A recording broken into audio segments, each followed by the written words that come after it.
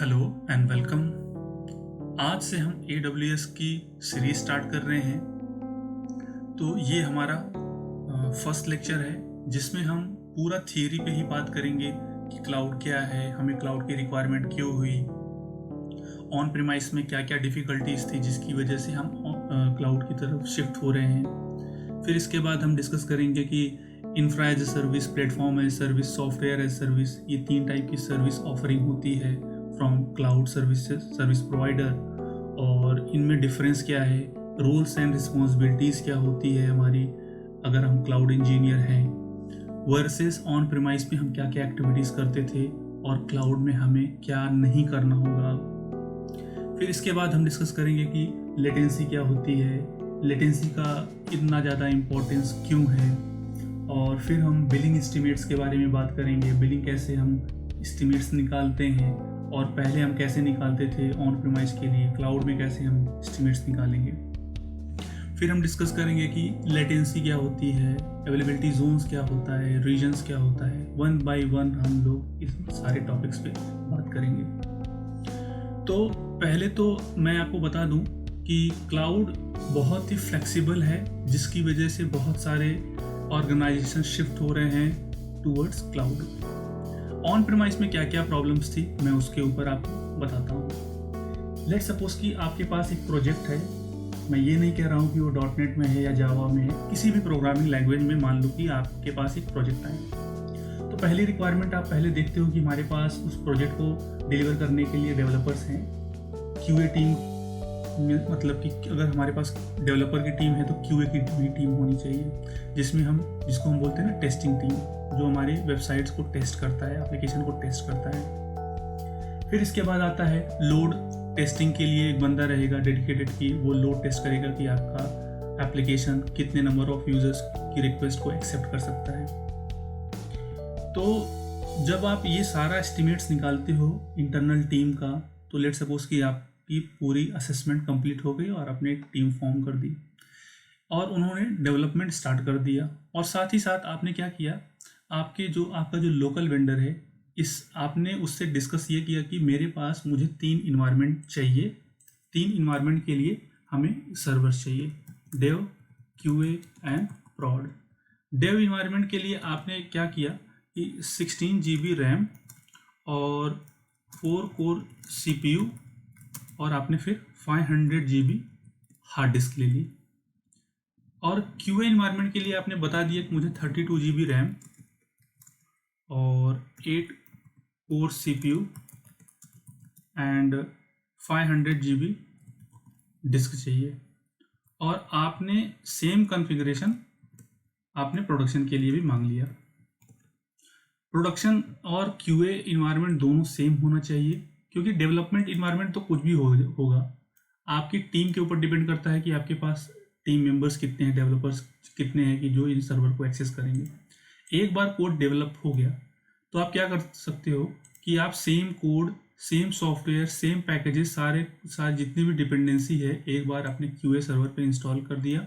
इसके बाद आपने कोड को डिप्लॉय कर दिया।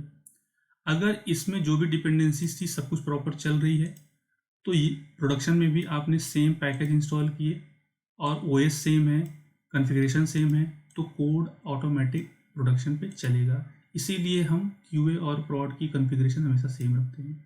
लेट्स सपोज कि जो इन्वायरमेंट की कॉन्फ़िगरेशन हमने बताई है अपने लोकल वेंडर को, उसने बताया कि सर इसकी कॉस्ट जो है जाएगी कुछ 8 लाख, ठीक है।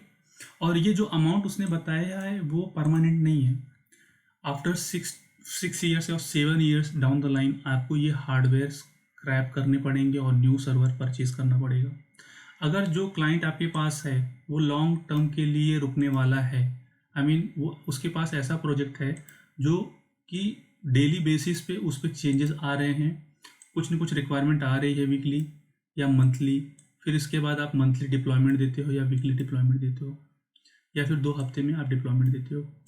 अगर मान लीजिए कि आपको हार्डवेयर चेंज करना पड़ा, तो आप क्या करोगे, तो पहले तो नए सर्वर्स लाओगे, सारे सॉफ्टवेयर उस पर इंस्टॉल करोगे, फिर आपके डेवलपमेंट कोड उस पर डिप्लॉय करोगे, फिर सब कुछ डेवलपमेंट इन्वायरमेंट पे सही रहा तो फिर आप QA के लिए टेस्टिंग करोगे, जो भी डिपेंडेंसी रही फिर उस पर आप इंस्टॉल करोगे, फिर आप प्रोडक्शन का डिप्लॉयमेंट माइग्रेशन करोगे हार्डवेयर। इन सब में बहुत सारा प्रॉब्लम आता है, बहुत सारी डिफ़िकल्टीज आती है माइग्रेशन में, जिन्होंने माइग्रेशन किया होगा। तो ये तो एक छोटा सा इन्वायरमेंट हो गया कि जिसकी वजह से आपको हार्डवेयर लेवल पे इशू आया। मान लीजिए ऑन प्रेमाइस में जो आपने प्रोडक्ट डिलीवर किया है उसकी पॉपुलैरिटी इतनी बढ़ गई कि आपका ये कॉन्फ़िगरेशन आपके रिक्वेस्ट को एक्सेप्ट नहीं कर पा रहा है, प्रोसेस नहीं कर पा रहा है प्रॉपरली। आप क्या कर सकते हो, रैम इंक्रीज कर सकते हो। अगर आपका मदरबोर्ड 8 कोर सपोर्टेड ही है तो आप कोर तो चेंज नहीं कर सकते, बट एनी हाउ आपको बाद में आपका हार्डवेयर चेंज करना ही पड़ेगा। और मान लो कि आपका जो ओएस आप यूज़ कर रहे हो या विंडोज सर्वर 2012 या लिनक्स में सेंटोस 6, इन सब जो पुराने ऑपरेटिंग सिस्टम है ये एक्सपायर हो चुके हैं, और विंडोज सर्वर 2012 ये भी एक्सपायर हो रहा है इसी अक्टूबर में। ठीक है, अगर ओएस का भी माइग्रेशन करना हुआ तो आपके पास एक माइग्रेशन टीम हो जो कि ओएस को माइग्रेट कर दे इन प्लेस। अगर आप इन प्लेस माइग्रेशन नहीं कर पा रहे हो तो आप नए सर्वर्स लेके आओ, फिर उस पर 1 to 1 आपके पैकेज इंस्टॉल करके सारे सर्वर्स जो भी पैकेजेस हैं वो सारा कुछ मूव करोगे, तो इस तरीके से आप माइग्रेट कर सकते हो। तो इन सब माइग्रेशन के प्रोसेस में बहुत सारी डिफ़िकल्टीज़ होती है। कभी पैकेज नहीं चलते हैं, पैकेज की डिपेंडेंसी जो है प्रॉपर नहीं चल रही है आपके मदरबोर्ड के थ्रू, जो भी मदरबोर्ड की प्रोसेसिंग है उसके हिसाब से नहीं चल रहा है। तो इसीलिए मैंने बताया कि बहुत सारी डिफ़िकल्टीज़ होती है माइग्रेशन के टाइम पे, हार्डवेयर हो चाहे ऑपरेटिंग सिस्टम हो। इसके लिए भी हम एक महीने की टेस्टिंग लेते हैं डेवलपमेंट इन्वायरमेंट में। 1 महीने तो ज़्यादा हो गया, 2 हफ्ते की टेस्टिंग लेते हैं या 3 हफ्ते की टेस्टिंग लेते हैं, और जैसे ही डिपेंडेंसी रिजॉल्व हो जाती है हम बाकी के QA और प्रोड को माइग्रेशन कर देते हैं। और मान लीजिए कि आपके ऑन प्रेमाइस में पावर आउटेज हो गया, इंटरनेट डाउन हो गया, तो ये सारी डिफ़िकल्टीज़ ऑन प्रेमाइस में थी। आपका लैन केबल कट हो गया है, या फिर जो आप स्विचेस यूज़ कर रहे हो उसमें कुछ प्रॉब्लम आ गई है। तो ऐसे बहुत सारी डिफ़िकल्टीज़ हैं जो कि आपके इन्वायरमेंट को डाउन कर सकते हैं। तो इसीलिए हम क्लाउड पे शिफ्ट हुए। क्लाउड पे हम जो भी सर्वर्स यूज़ करने वाले हैं, क्लाउड क्या बोलता है कि आपकी जो रिक्वायरमेंट है वो रिक्वायरमेंट आप लेके आओ। जो सर्वर की रिक्वायरमेंट आपको लगेगी 16 GB, 32 GB, 64 GB, 8 core, 4 core, 16 core, disk में जैसे भी आपको मिलेगा, जैसी जैसी आपकी रिक्वायरमेंट रही आप वैसा वैसा आप यहाँ पे प्रोविज़न कर सकते हो। तो क्लाउड पे आने के बाद हमें ये फ्लेक्सिबिलिटी मिलती है कि हम कभी भी अपना इन्वायरमेंट चेंज कर सकते हैं अपने सर्वर की साइज़ को। आपको लोड बैलेंसर लगाना है तो लोड बैलेंसर लगा लो। ऑन प्रेमाइस में लोड बैलेंसर लगाना मतलब कि बहुत बड़ा टास्क होता है, बट आप क्लाउड पे लोड बैलेंसर कॉन्फ़िगर करोगे तो बहुत ईजी तरीके से कॉन्फ़िगर होता है। आपको IP एड्रेस का भी मैनेजमेंट नहीं करना होता है, वो आपको होस्ट नेम DNS रिकॉर्ड देता है AWS में। ठीक है, तो ये सारी एक्टिविटी होने के बाद, और हाँ, जो आपको इस हार्डवेयर का प्राइस देना था 8 लाख रुपीज़, क्लाउड पे आने के बाद आपको यहाँ पे 3 टाइप का प्राइसिंग मॉडल मिलेगा। पहला है ऑन डिमांड। ऑन डिमांड का मतलब क्या है कि अगर आप 1 घंटे के लिए यूज़ कर रहे हो, 2 घंटे के लिए यूज़ कर रहे हो, 1 हफ्ते के लिए यूज़ कर रहे हो, 1 महीने के लिए यूज़ कर रहे हो, 6 महीने के लिए यूज़ कर रहे हो, या 9 महीने के लिए, एक स्टैंडर्ड प्राइस आपको पे करना पड़ेगा जो उसका यूनिट प्राइस होगा। इसके बाद एक और ऑप्शन आता है प्राइसिंग मॉडल में, 1 year reservation and 3 year reservation. आप अगर 1 ईयर रिजर्वेशन करते हो तो आप हार्डवेयर को रिजर्व कर रहे हो तो आपको एक 20% का क्लाउड की तरफ से डिस्काउंट मिलता है। 3 ईयर्स का मिलता है, अगर आप रिजर्वेशन करते हो तो अराउंड 40 to 45% का डिस्काउंट मिलता है।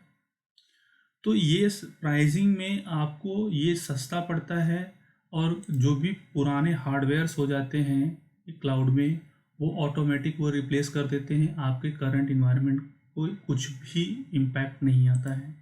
अगर इम्पैक्ट आना होता है तो खुद ही नोटिस देते रहते हैं, या फिर आप हेल्थ में जाते हो AWS की हेल्थ में, तो यहाँ पे बताता है कि लास्ट 7 डेज़ में कोई ओपन इशू है नॉर्थर्न वर्जीनिया में, तो आप यहाँ से भी मॉनिटर कर सकते हो।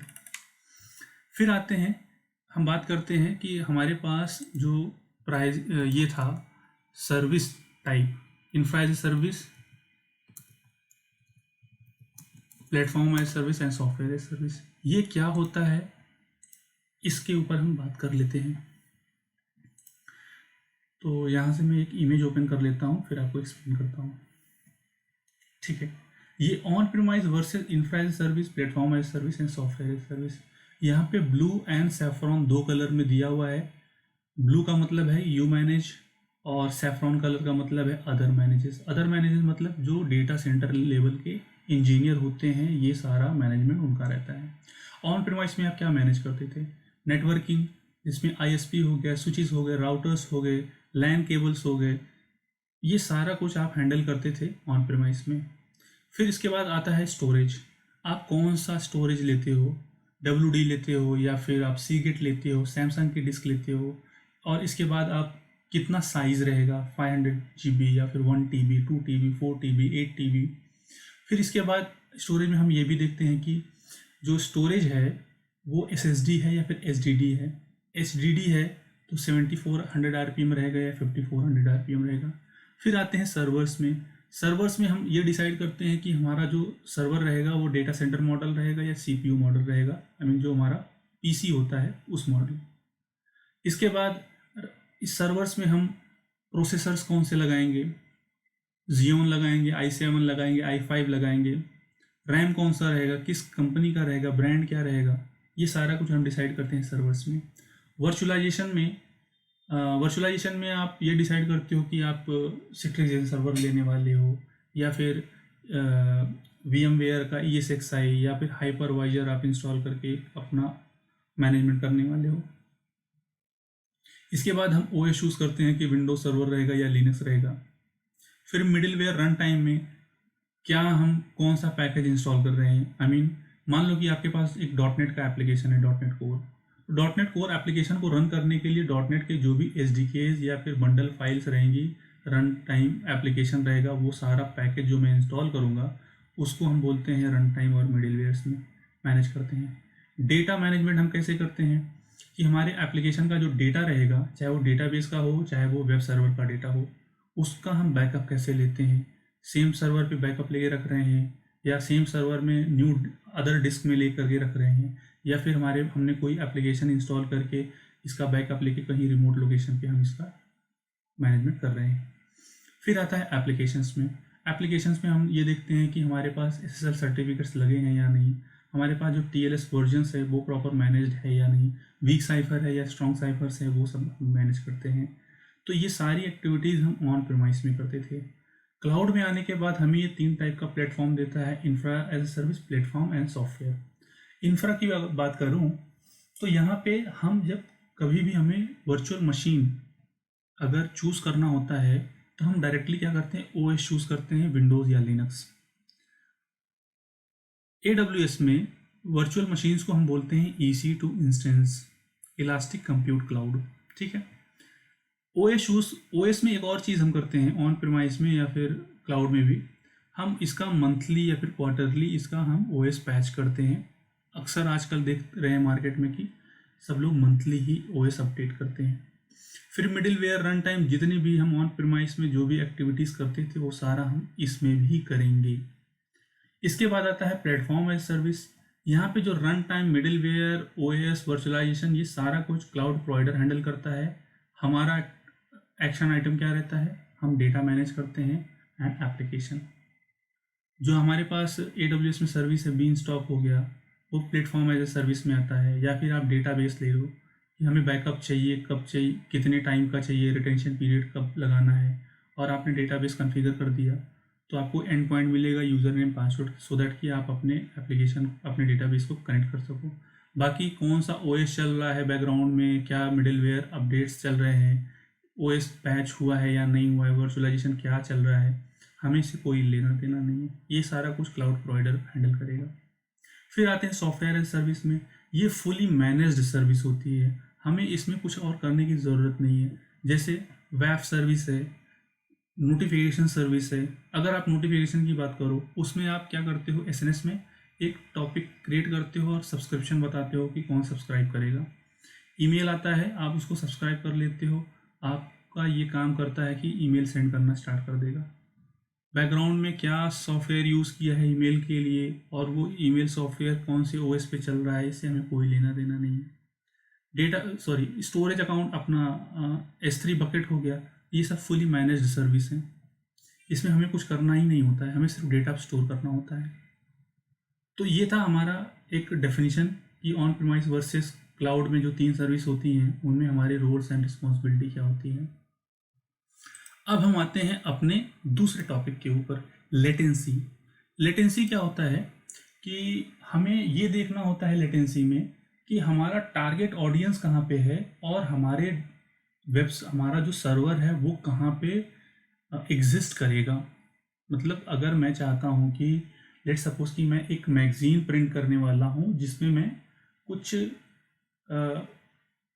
इंडिया के किसी एक, मान लो कि मैं अगर महाराष्ट्र की बात करूँ, मैं एक मराठी में आर्टिकल लिखने वाला हूँ और मैं चाहता हूँ कि मैं सिर्फ मराठी स्पीकिंग पीपल के लिए मैं, या फिर किसी कन्नड़ा या फिर हिंदी में या किसी भी लैंग्वेज में मैं एक आर्टिकल लिखने वाला हूँ, तो पहले तो मैं ये डिसाइड करूँगा कि हमारा टारगेट ऑडियंस कहाँ है और उस टारगेट ऑडियंस के आसपास AWS ने कोई रीजन बना करके दिया है या नहीं। अब आप क्वेश्चन पूछोगे कि रीजन क्या होता है। रीजन एक जियोग्राफिकल एरिया है जिसको हम रीजन बोलते हैं। जैसे AWS के अंदर मुंबई एक रीजन है और मुंबई के अंदर 3 डेटा सेंटर आपको मिलेंगे जिसको हम बोलते हैं अवेलेबिलिटी जोन। ठीक है, अगर आपको ये वेरीफाई करना है तो हमारे पास 2 URL हैं जिनका यूज़ करके आप वेरीफाई कर सकते हो। पहला है cloudping.info। तो अब क्या होगा कि मैं मेरे लैपटॉप से देख रहा हूँ कि कौन सा डेटा सेंटर मेरे लैपटॉप से जहाँ पे मैं बैठा हूँ, कौन सा रीजन सबसे नज़दीक है और किसके लिए लेटेंसी कम लग रही है और किसके लिए ज़्यादा लग रही है। यहाँ से आप जैसे ही पिंग करोगे, नॉर्दर्न वर्जीनिया से रिक्वेस्ट जाने आने में मुझे कितना मिली सेकेंड लग रहा है, 263। ओहायो, कैलिफोर्निया, ऐसे देखते देखते आप आ जाओ नीचे तो आप देखोगे कि मुंबई के लिए टाइम आउट क्यों आ रहा है।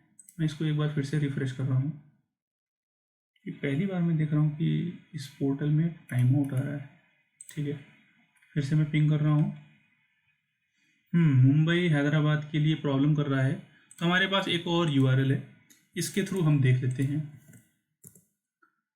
azure-latency.-test.com। ठीक है,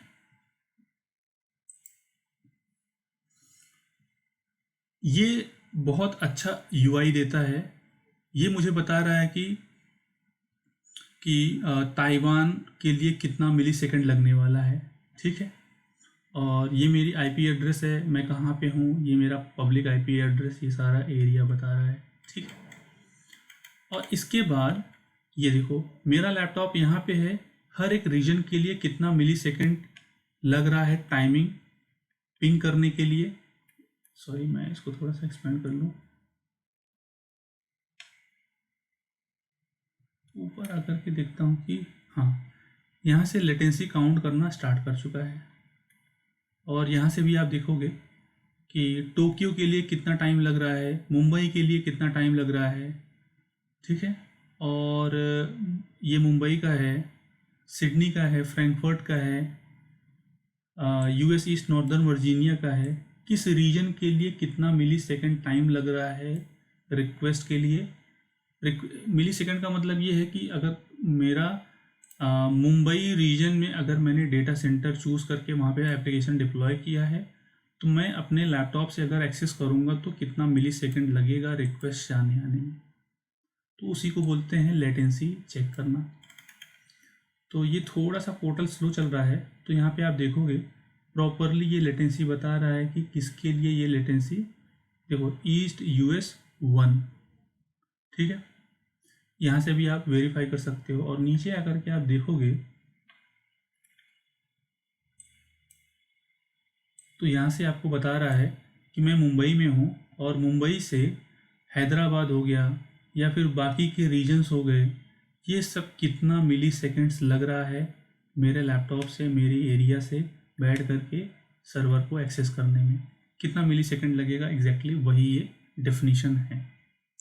फिर इसके बाद आते हैं कि हमें अगर चेक करना है कि कितने रीजन्स हैं, कितने अवेलेबिलिटी जोन्स हैं, वो अगर वेरीफाई करना है तो आप इस URL से, ये सारे URLs मैं डिस्क्रिप्शन बॉक्स में दे दूँगा सो दैट कि आप इसको वेरीफाई कर सकें। रीजन्स एंड अवेलेबिलिटी जोन्स में अगर आप नॉर्दर्न अमेरिका को कंसीडर करते हो तो यहाँ पे आप देखोगे तो ये रीजन्स है और रेड वाला कमिंग सून है। तो ये कनाडा वेस्ट जो है कमिंग सून है, ओरेगॉन हो गया, कैलिफोर्निया हो गया, और AWS क्लाउड AWS ने क्या किया है कि पब्लिक के लिए क्लाउड तो प्रोवाइड किया ही है, साथ ही साथ US गवर्नमेंट के लिए भी उसने सब्सक्रिप्शन दिया हुआ है। फिर आते हैं ये कनाडा सेंट्रल है, ये हमारा नॉर्दर्न वर्जीनिया है, 2006 में लॉन्च हुआ था। इसमें आपको 6 अवेलेबिलिटी जोन्स मिलेंगे, ठीक है। और इसके बाद ये आता है हमारा ओहायो। और आपको और अगर वेरीफाई करना है तो आप आ जाओ एशिया पैसिफिक में। एशिया पैसिफिक में ये मेरा मुंबई है, 2016 में लॉन्च हुआ था। और इसके बाद ये आता है हमारा हैदराबाद, जो लास्ट ईयर लॉन्च हुआ था, AWS समिट में इसका अनाउंसमेंट हुआ था। फिर आते हैं चाइना में जिंगजिया, बीजिंग और सोल, ये हमारा साउथ कोरिया का है, ओसाका एंड टोक्यो, ये हमारा हो गया हांगकांग। और यहाँ पे 2 Malaysia and Thailand coming soon है, ये सिंगापुर हो गया और ये हमारा जाकार्ता हो गया। और नीचे आप देख सकते हो कि कौन कब लॉन्च हुआ है, कितने अवेलेबिलिटी जोन्स हैं, ये सारी इन्फॉर्मेशन आपको इस पेज से मिल जाएगी। फिर अब आते हैं, हमें एस्टिमेट्स निकालना है। ऑन प्रेमाइस में तो इजी था एस्टिमेट्स निकालना, आप लोकल वेंडर से बात कर सकते थे। अगर क्लाउड में कोई सर्विस आप लॉन्च कर रहे हो तो उसके लिए आपको एस्टिमेट निकालना आना चाहिए। तो मैं 1-2 सर्विस के लिए एस्टिमेट निकाल के दिखा देता हूँ। सेम प्रोसेस बाकी सर्विसेज के लिए भी यही रहेगा।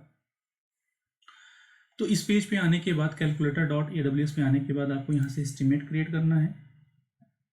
और एस्टिमेट क्रिएट करने के बाद आपको बताना है कौन से रीजन के लिए आपको एस्टिमेट निकालना है। यहाँ से रीजन आप चूज़ कर लो और इसके बाद आप सर्विस सर्च कर लो। मतलब मैं अगर EC2 इंस्टेंस अगर सर्च करना चाहता हूँ तो यहाँ पे EC2 इंस्टेंस आ गया। अगर EC2 instance with Windows server with MS SQL के साथ अगर आपको एस्टिमेट निकालना है तो आप इसका कॉन्फ़िगर पे जाके देख सकते हो। अभी के लिए मैं EC2 इंस्टेंस पे जा रहा हूँ, तो यहाँ पे मैं कॉन्फ़िगर किया।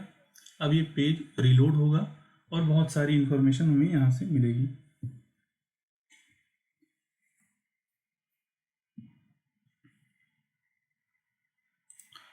ठीक है, प्रॉपर लोड हो गया है। रीजन मेरा US नॉर्दर्न वर्जीनिया है। इसके बाद जो टेनेंसी रहेगी मेरी शेयर्ड। ऑपरेटिंग सिस्टम यहाँ से विंडोज़ लिनक्स आपको चूज़ करना है। जो भी आपको OS चूज़ करना है वो चूज़ करने के बाद आप आ जाओ और बताना है आपको कितने नंबर ऑफ इंस्टेंस आपको चाहिए। अब आपको बताना है यहाँ पे किस फैमिली से रिलेटेड आपको चाहिए। तो any family, C family, G family, I, M, T, R, जिस भी फैमिली से रिलेटेड आपको यहाँ से चूज़ करना है तो आप बता सकते हो। और CPU कितना चाहिए ये आपको यहाँ से भी आपको मिल जाएगा। और फिर आपको यहाँ से मेमोरी भी मिलेगी। अगर मैं T2 डॉट मीडियम अगर सर्च करता हूँ तो यहाँ पे मुझे T2 डॉट मीडियम आ गया। 4GB रैम, 2 कोर CPU, यहाँ से आप सेलेक्ट कर लो। सेलेक्ट करने के बाद ये मुझे बता रहा है ऑन डिमांड में कितना चार्जेस लगेगा, ठीक है, आवरली चार्जेस क्या है। इसके बाद यहाँ पे आते हैं हम, आपको कंप्यूट सेविंग प्लान मिल जाएगा, 1 ईयर 3 ईयर का रिजर्वेशन, और इंस्टेंस सेविंग प्लान यहाँ से आपको मिल जाएगा। ऑन डिमांड अगर आपको यूज़ करना है तो ऑन डिमांड पे चले जाओ। ऑन डिमांड में आने के बाद आपको यहाँ पे पता चल रहा है कि मंथली कॉस्ट इसकी क्या रहेगी। अगर आप कंप्यूट सेविंग प्लान में आते हो तो आपको यहाँ पे 1 ईयर 3 ईयर का रिजर्वेशन मिलता है। लेट्स सपोज कि मैं 1 ईयर का रिजर्वेशन लेता हूँ तो देखो कॉस्टिंग मेरी $24 की आ गई। अगर इसमें भी अगर आप नो अपफ्रंट करते हो तो मतलब कि कोई एडवांस पेमेंट नहीं करते हो तो आपको इतना कॉस्ट मंथली देना है। अगर आपने पार्शियल अपफ्रंट कर दिया तो 1 साल के लिए आपने जो रिजर्वेशन किया है आपको इतना अमाउंट 1 साल पहले एडवांस में देना है। इसके बाद आपको मंथली कॉस्ट यहाँ से देनी है। अगर आप ऑल अपफ्रंट देते हो तो यहाँ पे आपको 1 साल के $269 आपको मिलेगा। मिलेगा नहीं, आपको देना पड़ेगा $269। अगर आप इसको 12 से डिवाइड करोगे तो $24 से कम का ही कॉस्ट आएगा। और मान लो कि मैंने यहाँ पे नो अपफ्रंट कर लिया, 1 ईयर रिजर्वेशन कर लिया, और इसके बाद हम आते हैं डिस्क में, EBS में आते हैं। तो यहाँ से आपको बताना है कि आप जनरल पर्पस वर्जन 2 या वर्जन 3 यूज़ करने वाले हो, प्रोविजन IOPS 1 या 2 यूज़ करने वाले हो। बट मैं आपको ये कहूँगा कि जब ज़रूरत पड़े तभी आप प्रोविजन IOPS में जाना। इसमें IOPS के लिए अलग से चार्जेस लगते हैं, इसलिए be careful while using provision IOPS। मैं जनरल पर्पस वर्जन 3 यूज़ करने वाला हूँ और यहाँ पे मैंने IOPS दे दिया, मुझे 100 IOPS चाहिए। और इसके बाद मुझे बताना है कि 125 Mbps थ्रूपुट मुझे मिलना चाहिए, और स्टोरेज अकाउंट मैंने 100 GB दे दिया। इसके बाद 100 GB का डिस्क देने के बाद अब यहाँ पे देखो कॉस्टिंग मेरी $32 हो गई है। आपको इलास्टिक IP देना है, डेटा ट्रांसफ़र के लिए कुछ बताना है, एडिशनल कॉस्ट लगानी है तो आप यहाँ से लगा सकते हो। सेव एंड ऐड सर्विस पे क्लिक करो। इसके बाद हम आते हैं अब अपने दूसरे सर्विस को यहाँ पे ऐड करेंगे। दूसरी सर्विस मतलब S3 बकेट अगर मुझे बनाना है डेटा स्टोरेज के लिए तो यहाँ से मैं इसको कॉन्फ़िगर करूँगा। इसको कॉन्फ़िगर करने के बाद मुझे यहाँ पे बताना है कि मुझे कितना डेटा चाहिए। मैं अभी इसके डिफरेंट क्लास में नहीं जा रहा हूँ, सिर्फ मैं स्टैंडर्ड की बात कर रहा हूँ। तो मुझे यहाँ पे बताना है कि डेटा ट्रांसफ़र के से पहले मुझे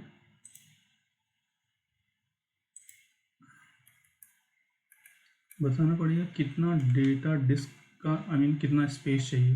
हाँ, यहाँ पे मैंने बता दिया मुझे 500 GB का स्पेस चाहिए। ठीक है, और इसके बाद सब कुछ एज इट इज़ रखो और आप आ जाओ नीचे। तो यहाँ पे अभी आपका जो कॉस्ट है वो $11.50 का है। Add and save and add services पे क्लिक करो। सेव करने के बाद समरी पे जाओगे तो देखो आपको मंथली कॉस्ट कितनी लगने वाली है। ठीक है, इसके बाद यहाँ पे व्यू कर लो। व्यू करने के बाद आप देख सकते हो कि आपने एक मंथली कॉस्ट में $32 का US डॉलर पे करना है एंड 11.50 USD आपको पे करना है। ठीक है, अगर आपको और भी कुछ सर्विसेज चाहिए, जैसे आपको सपोर्ट लेना है, तो आप यहाँ से सपोर्ट ले सकते हो। सपोर्ट में आपको मल्टीपल ऑप्शन मिलेंगे। फ्री वाला जो है आप टेक्निकल सपोर्ट नहीं ले सकते, सिर्फ आप अकाउंट से रिलेटेड सपोर्ट आपको मिलेगा। टेक्निकल चाहिए तो आपको डेवलपर सपोर्ट मिलेगा $29 में। बट जो ईमेल आपको मिलेगा रिस्पॉन्स 12 आवर्स का है। बिजनेस सपोर्ट प्लान का क्या है, इसमें आपको 24/7 के लिए एक्सेस मिलेगा, बट ये 1 घंटे तक टाइम ले सकता है आपको रिस्पॉन्स करने में। अगर आपका इंटरप्राइज अगर आपको लेना है तो आपको 5500 USD पर मंथ आपको पेमेंट करना पड़ेगा। 30 मिनट से कम का टाइम लेगा आपके रिक्वेस्ट को रिस्पॉन्स करने में। अगर आप 15,000 देते हो तो लेस देन 15 मिनट्स में, मतलब कि आपके पास नंबर रहेगा आपकी टीम का, आप उसे डायरेक्टली कॉल कर सकते हो। तो हमारी रिक्वायरमेंट इतनी ज़्यादा नहीं रहती है, तो आप डेवलपर सपोर्ट लेकर के भी अपना काम चला सकते हो। और इसको एस्टिमेट्स में ऐड करो। ठीक है, एस्टिमेट्स में ऐड करने के बाद अब आप यहाँ से इसको शेयर कर सकते हो या फिर इसको एक्सपोर्ट कर सकते हो CSV, PDF और JSON में। मैं यहाँ से CSV में एक्सपोर्ट कर रहा हूँ। एक्सपोर्ट करने के बाद ये एक्सेल फाइल मेरी ओपन हो जाएगी और कुछ इस तरीके से आपको एस्टिमेट्स दिखेगा। एस्टिमेट्स में आपको मंथली कितना कॉस्ट देना है ये है, और फर्स्ट 12 मंथ्स के लिए आपको कितना पे करना है वो यहाँ पे भी दिख रहा है। और फिर आप क्या करो, इस एस्टिमेट्स को अपने सीनियर TL मैनेजर को शेयर कर दो, सो दैट कि वो अपने जिसके साथ प्रोजेक्ट में ये काम चल रहा है प्रोजेक्ट ओनर को ये शेयर कर सके कि क्या कॉस्ट लगने वाली है। तो इस वीडियो में हमने देखा कि हमें क्लाउड की क्या क्या बहुत सारी फैसिलिटीज़ हैं जिसकी वजह से हम क्लाउड पे शिफ्ट हो रहे हैं। हम इसमें हमने ये देखा कि लेटेंसी हम कैसे आइडेंटिफाई करते हैं, रीजन्स क्या होता है, अवेलेबिलिटी जोन्स क्या होता है, कहाँ कहाँ पे कैसे कैसे हम चेक करते हैं। Infra as service, platform as service and software as service हमने देखी। तो ये था हमारा डे 1। और अब हम नेक्स्ट क्लास से हम स्टार्ट करेंगे कि हम EC2 इंस्टेंस क्या होता है, कैसे लॉन्च करते हैं, बाकी के सर्विसेज हम 1 by 1 देखेंगे। तो इस वीडियो में फ़िलहाल इतना ही। Thanks for watching.